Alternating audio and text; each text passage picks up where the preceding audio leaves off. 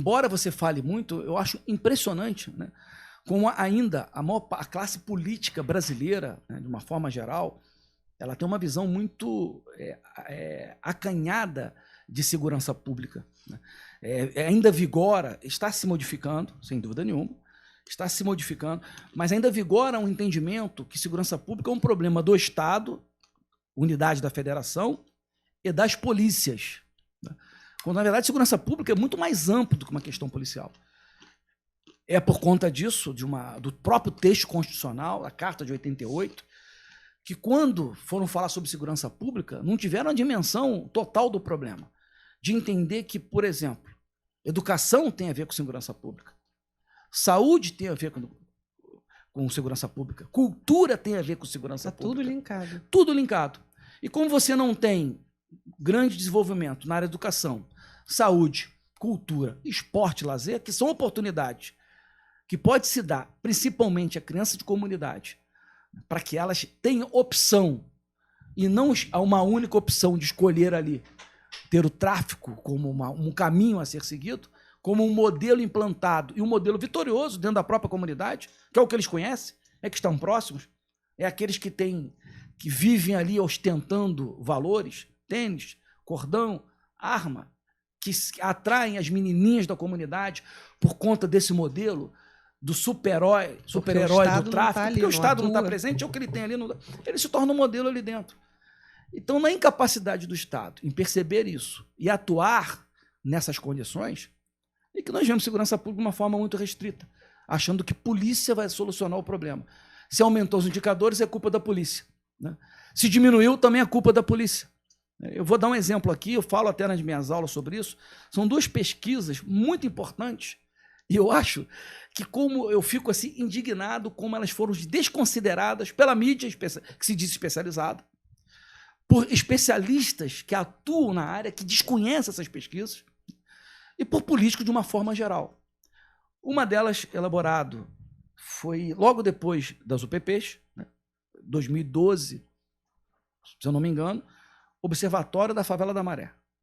E uma outra feita pela Universidade Federal Fluminense, a pedido e acompanhando e tutelado pelo Ministério Público, Vara de Criança e Juventude, né, da Infância e Juventude, que trataram do perfil do jovem em conflito com a lei. Da Favela da Maré, fez uma avaliação dos jovens que estavam no narcotráfico, aqueles que foram ou estavam cumprindo medida socioeducativa.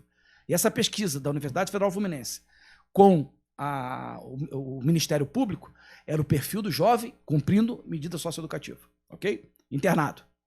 Então, o que diz isso? Vou aqui esmiuçar os dados. Olha só que interessante.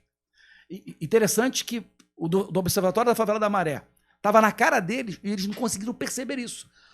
Porque era para tratar do perfil do jovem em conflito com a lei antes e depois do PP. O resultado é óbvio, porra. Não surtiu grande efeito, né? Por conta de quê? Porque a polícia ficou sozinha no processo. Essa é a grande realidade. Não teve grandes projetos sociais atendendo as demandas da população, principalmente a criança e o adolescente. Essa é a realidade. Aí os números mostram isso, e na verdade os números esfregam na nossa cara a nossa incapacidade de entender o problema.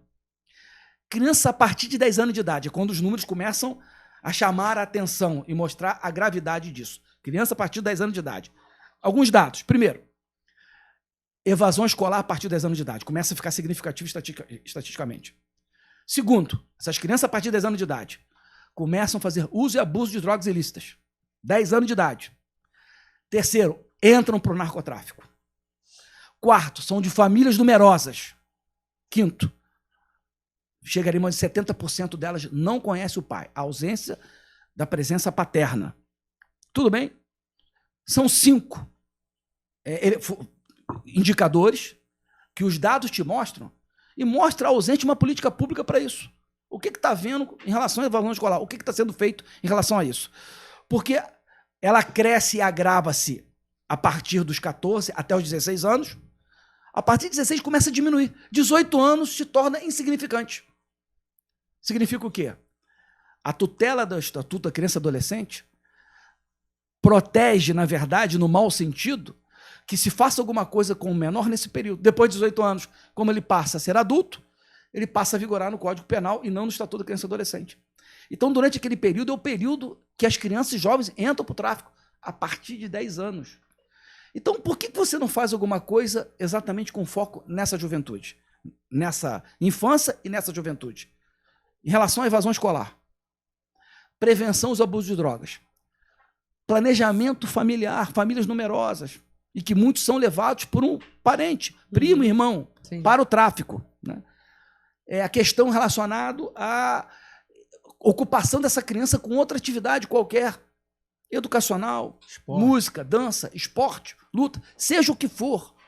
Então você tem um conjunto de ações a partir dessa constatação e que nada é feito. Temos alguma coisa sendo feita agora, uma luz deve ter caído sobre o atual governo e começaram a criar um sistema envolvendo essas ações. Mas o quanto realmente isso é efetivo? Porque uma política pública não é só uma intenção, um projeto que é implantado, não. São os indicadores que são avaliados antes da implantação do projeto, são avaliados durante o projeto e depois de um período do projeto para você saber o que tem que ser feito. Porque se você não tiver esses indicadores de política pública, eu sou especializado em política pública pela Fundação Getúlio Vargas do Rio de Janeiro, você precisa de ter indicadores para mostrar a eficiência daquela política pública. Que aquilo é realmente efetivo, que você possa promover correções ao longo do processo. Porque ela não nasce pronta. Nasce com uma ideia, uma perspectiva que você acerte, você pode acertar, melhora, o que errou, corrige, ao longo de um processo. Imagine se uma criança com 10 anos de idade já entra dentro de um conjunto de ações de governo que impeça ela entrar por narcotráfico. Se chegar até os 18 anos e não entrar, a possibilidade de entrar se torna mínima. Mas se nada for feito, o que nós vamos ter é esse ciclo vicioso do jovem sempre buscando o tráfico como opção.